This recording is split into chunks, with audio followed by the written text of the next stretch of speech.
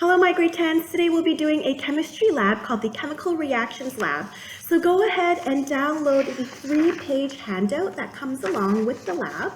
On the handout, I've included a purpose section, some background information, just in case you missed the previous class lesson. I have a materials list, the procedure, step-by-step instructions on what to do, as well as 4 tables that you'll be completing before the end of the class. All right, so the purpose of today's lab is to mix 2 chemicals together and determine whether or not a chemical change has indeed occurred, what type of evidence proves that, as well as making detailed observations of its physical properties. We'll be looking at different types of reactions, like how we discussed in class. Is it a synthesis, a decomposition reaction, a single or double displacement reaction? There are a couple more reactions we're going to learn in future classes, but this is what we've learned so far. Today we'll be using 4 test tubes and a test tube rack to hold our chemicals inside each tube. The rest of the class will be using something called a spot plate, which has 12 indentations on them. Each indentation allows you to mix 2 chemicals together and see clearly what the reaction is. However, for video purposes, I just wanted a little bit more chemicals and quantity so that you can easily see it through the camera. So our first of 4 reactions involves potassium iodide and lead 2 nitrate. On table 1, you will be making observations of the physical properties of these 2 chemicals. So I'm going to bring them up closer and I'll turn them around so you can see its viscosity, its clarity, and other properties. So go ahead and make your observations for each of these 2 chemicals in table number 1. Our next task now is to mix these 2 chemicals together. So this is the fun part.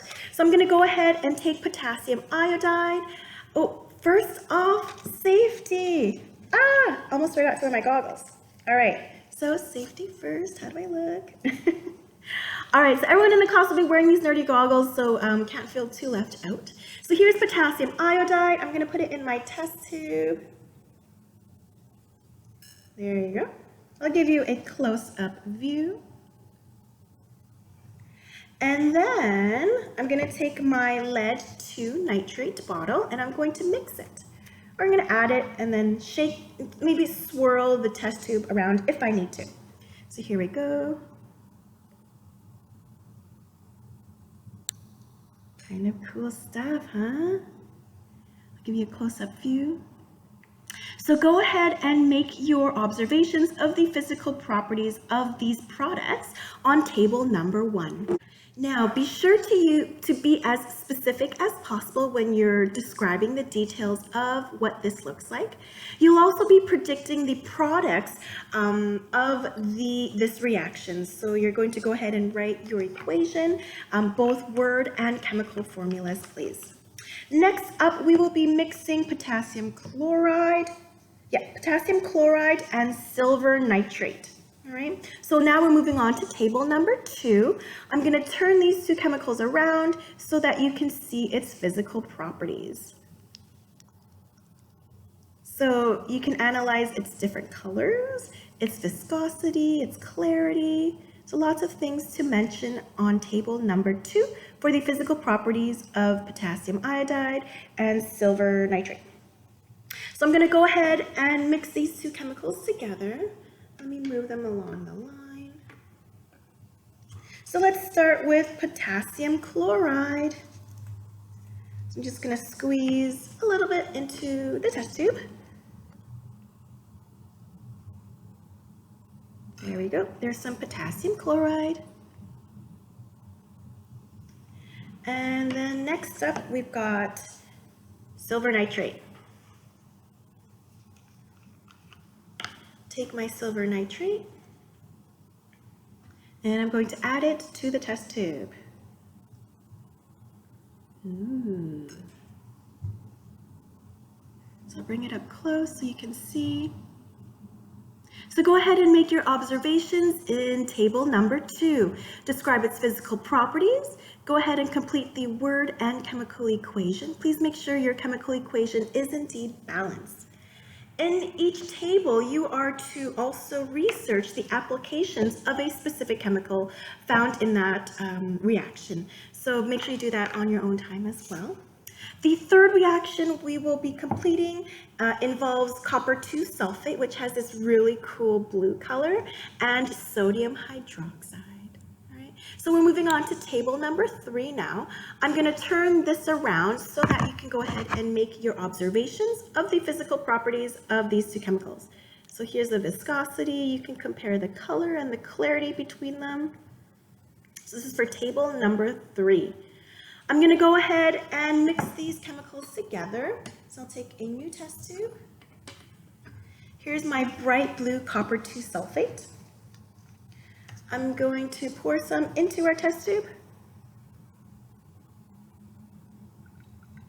There you go. Get that beautiful blue. And then I'm going to take some sodium hydroxide and squeeze some in using this dropper. Ready, set, go.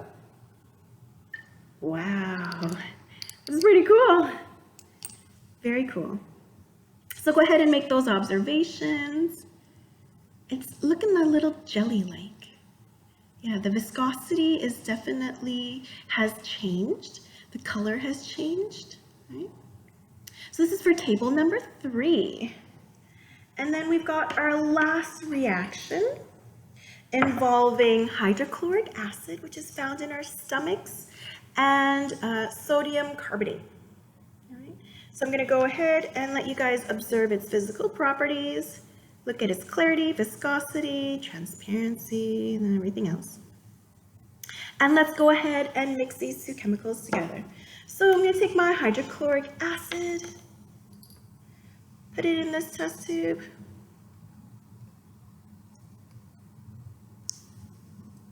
There we go. And last but not least, my sodium carbonate. I'm going to use a dropper pipette, a plastic dropper pipette, to squeeze some in. Ready? 3, 2, 1, go! Whoa. Look at those bubbles. All right. So again, make your physical observations of what you saw and what you're still seeing. All right, so we have done our 4 chemical reactions. Here they are. Isn't that beautiful? So go ahead and complete tables 1, 2, 3, and 4 fully. There are no analysis or discussion questions, but the tables will take a bit of time to complete. If you have any questions, please let me know. Otherwise, have a great day, everybody.